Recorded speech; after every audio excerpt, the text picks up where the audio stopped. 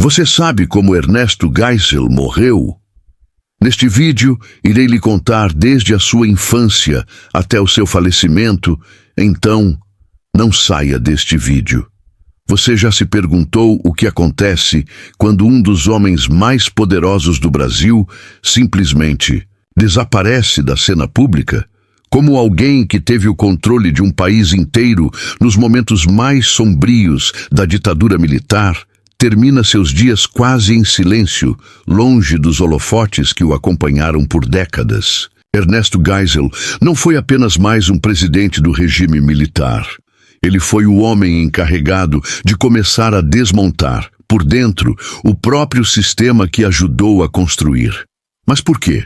O que o fez mudar? Ele estava arrependido? Tudo foi uma estratégia fria e calculada. Neste vídeo, você vai descobrir a história por trás do rosto rígido e do discurso contido. Vamos revelar os bastidores da infância de um menino disciplinado no interior do Rio Grande do Sul, passando por sua ascensão militar meteórica, seu envolvimento direto na ditadura e, principalmente, o momento em que ele decide abrir caminho para a democracia.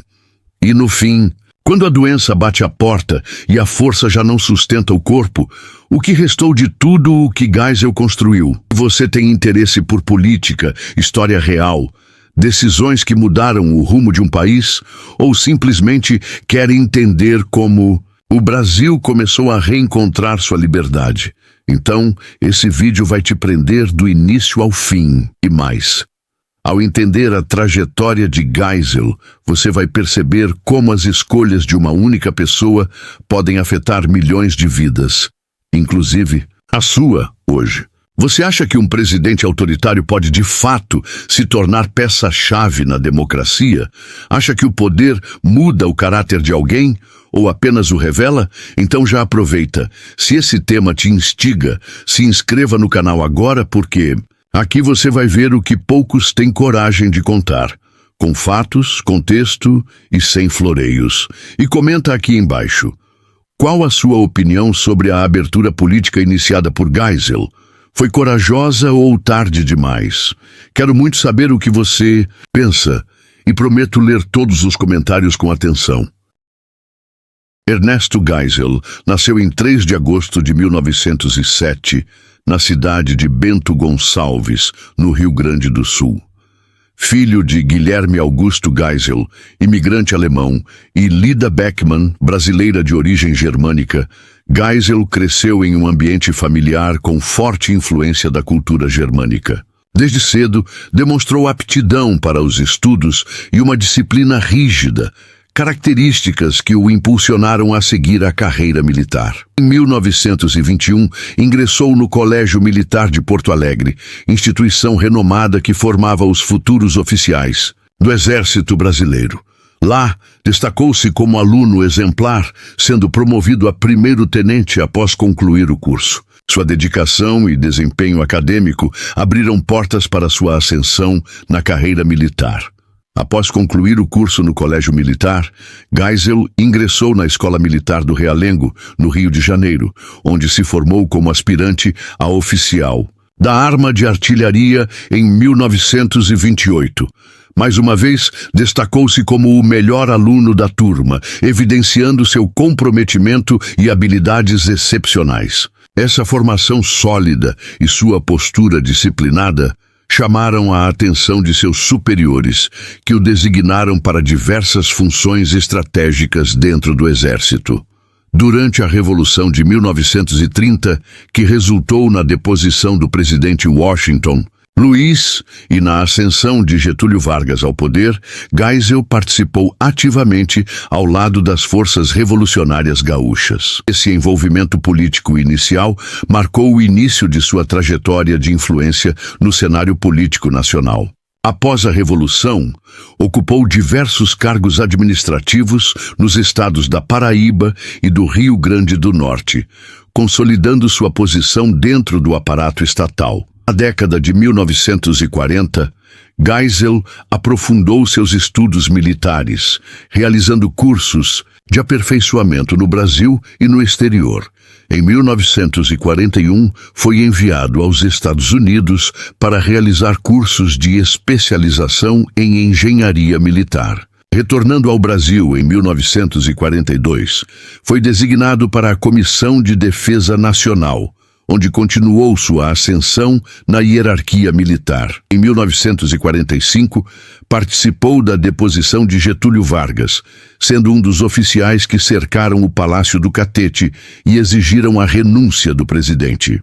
Esse episódio evidenciou sua lealdade ao regime militar e sua disposição para atuar em momentos decisivos da política nacional. Durante o governo de Castelo Branco, foi nomeado chefe da Casa Militar, cargo que exerceu até os últimos meses deste governo. Com o avanço de sua carreira, Geisel foi promovido a general de exército em 1966 e nomeado ministro do Superior Tribunal Militar em 1967. Sua influência no meio militar e político continuou a crescer, preparando-o para assumir cargos ainda mais elevados no futuro.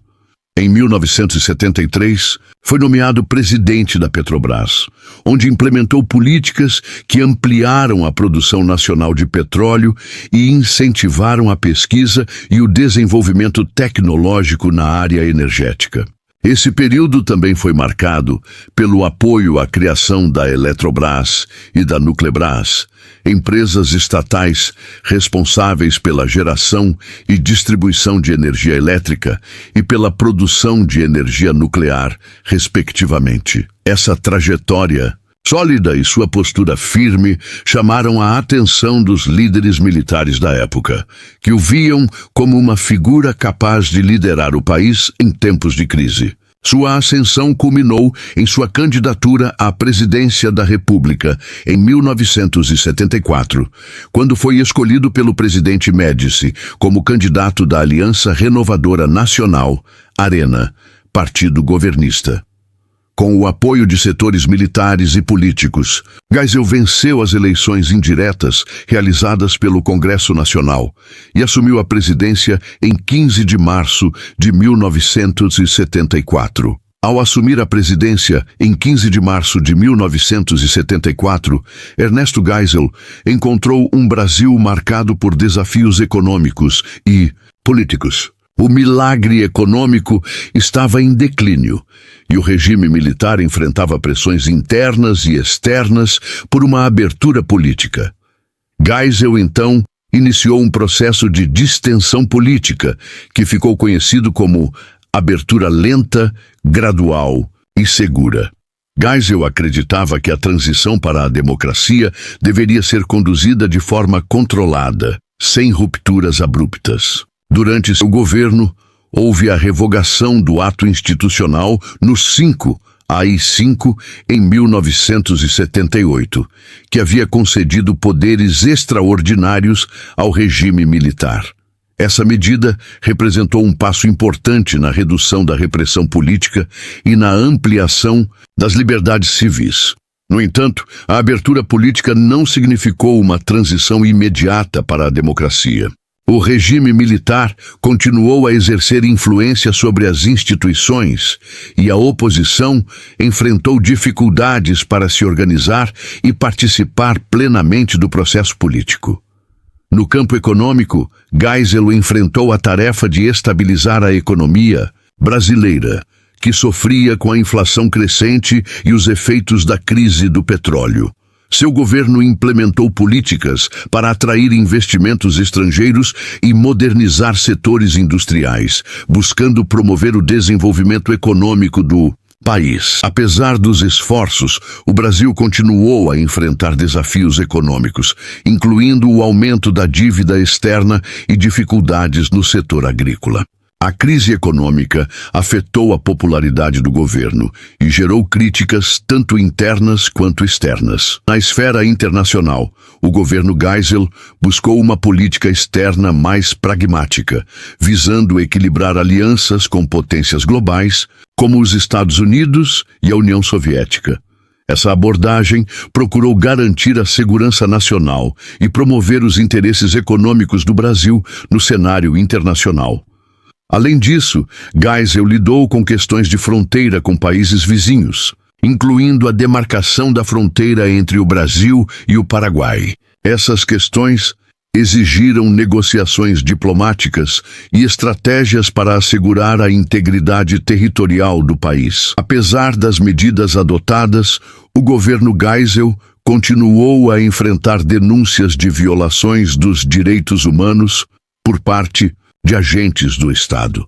A repressão política persistiu e a oposição denunciou abusos e perseguições. Essas críticas geraram tensões internas e afetaram a imagem do regime militar, tanto no Brasil quanto no exterior. Ao deixar a presidência, em 15 de março de 1979, Geisel foi sucedido por João Figueiredo, seu escolhido para dar continuidade à abertura política. Seu governo deixou um legado de tentativa de transição para a democracia, embora de forma controlada e gradual. Após deixar o cargo, Geisel continuou a atuar na vida pública, participando de atividades políticas e empresariais. Seu envolvimento na política brasileira continuou a ser relevante, refletindo sua influência no cenário nacional. Ao final de seu mandato, Ernesto Geisel deixou um legado complexo e multifacetado. Seu governo marcou uma tentativa de transição para a democracia, embora de forma controlada e gradual, e enfrentou críticas por sua continuidade na repressão política e por decisões econômicas controversas. Em 1978, Geisel tomou a decisão histórica de revogar o Ato Institucional número 5, AI-5, um dos principais instrumentos da repressão política do regime militar. Essa ação foi vista como um passo importante na abertura política do país. No entanto, essa abertura foi limitada e acompanhada de medidas que mantiveram o controle militar, como o Pacote de Abril de 1977, que alterou a composição do Senado e ampliou os poderes do Executivo. O governo Geisel implementou o Segundo Plano Nacional de Desenvolvimento, o PND, que visava estimular a produção de bens de capital, alimentos e energia. Embora tenha promovido o crescimento econômico, o plano também resultou em um aumento significativo da dívida externa brasileira. A crise do petróleo de 1973 agravou ainda mais a situação econômica, e o país enfrentou inflação elevada e desequilíbrios fiscais. A política externa, Geisel buscou diversificar as relações internacionais do Brasil, afastando-se do alinhamento automático com os Estados Unidos. Durante seu governo, o Brasil estabeleceu relações diplomáticas com países da África, Ásia e Europa. Além disso, o país foi o primeiro a reconhecer o governo português após a Revolução dos Cravos de 1974. Apesar das medidas de abertura política, o governo Geisel continuou a enfrentar críticas por violações de direitos humanos. Organizações de direitos humanos denunciaram abusos cometidos por agentes do Estado, incluindo tortura e perseguição política. Essas denúncias afetaram a imagem do regime tanto no Brasil quanto no exterior. Após deixar a presidência, Geisel manteve sua influência no meio militar e na política brasileira. Ele apoiou a candidatura de Tancredo Neves à presidência em 1985, buscando uma transição para a democracia. No entanto, a morte de Tancredo antes de assumir o cargo resultou na posse de José Sarney, que se tornou o primeiro presidente civil após o período militar. O legado de Ernesto Geisel é objeto de debate entre historiadores e analistas políticos. Por um lado, ele é reconhecido por ter iniciado o processo de abertura política e por suas contribuições ao desenvolvimento econômico do país. Por outro lado, sua continuidade na repressão política e as decisões econômicas que levaram ao aumento da dívida externa são pontos de crítica em sua administração. Ernesto Geisel desempenhou um papel crucial na história do Brasil, sendo uma figura central no período de transição do regime militar para a democracia. Seu governo foi marcado por tentativas de abertura política, crescimento econômico e desafios econômicos e sociais. O impacto de suas políticas continua a ser estudado e discutido, refletindo a complexidade de sua liderança e as consequências de suas decisões para o país. Ernesto Geisel, o quarto presidente do regime militar brasileiro, faleceu em 12 de setembro de 1996, aos 88 anos, na Clínica São Vicente, na Gávea, Rio de Janeiro. Sua morte marcou o fim de uma era na política brasileira, encerrando o ciclo de liderança militar que dominou o país por mais de 2 décadas. Geisel foi diagnosticado com câncer ósseo em 1995. Ao longo de 1996, ele enfrentou diversas complicações de saúde, incluindo broncopneumonia e insuficiência respiratória. Sua condição se agravou após uma broncoaspiração que resultou em uma infecção pulmonar. Durante seus últimos dias, Geisel esteve inconsciente e foi submetido a cuidados paliativos. O ex-presidente passou seus últimos dias internado na Clínica São Vicente, onde recebeu cuidados médicos intensivos. Ele faleceu às 11h55, do dia 12 de setembro de 1996, vítima de insuficiência respiratória, broncopneumonia e mieloma múltiplo, um tipo de câncer generalizado. O corpo de Ernesto Geisel foi sepultado no cemitério São João Batista, no Rio de Janeiro, com honras militares. O governo brasileiro, na época presidido por Fernando Henrique Cardoso, enviou uma carta de condolências à família enlutada. A morte de Geisel foi amplamente noticiada e comentada por diversas personalidades políticas e militares que reconheceram sua contribuição para a história do país. Ernesto Geisel deixou um legado complexo na história política do Brasil. Durante seu governo, ele iniciou o processo de abertura política, conhecido como distensão lenta, gradual e segura, que visava a redemocratização do país.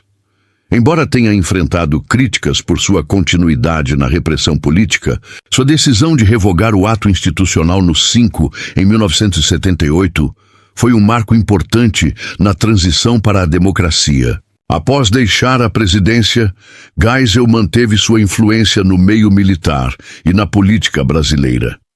Ele apoiou a candidatura de Tancredo Neves à presidência em 1985, buscando uma transição para a democracia.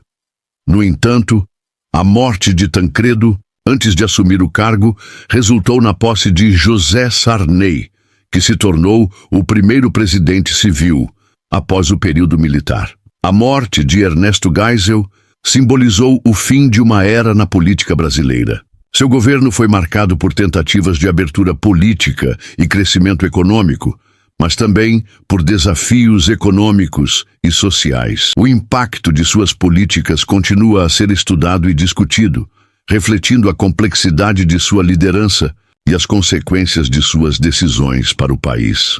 Gostou deste conteúdo? Deixe seu comentário abaixo, compartilhando suas impressões sobre a trajetória de Ernesto Geisel e como ela influenciou a história do Brasil. Se você aprecia vídeos que exploram figuras históricas e momentos marcantes da nossa política, inscreva-se no canal para não perder os próximos vídeos. E claro, compartilhe este vídeo com amigos e familiares que também se interessam por história e política brasileira. Se essa história tocou seu coração, curta e se inscreva no canal. Compartilhe suas próprias experiências nos comentários. Vamos juntos criar uma comunidade onde possamos apoiar uns aos outros em nossas jornadas de autodescoberta e superação. Sua história pode inspirar alguém a dar o próximo passo. Fiquem com Deus e até o próximo vídeo.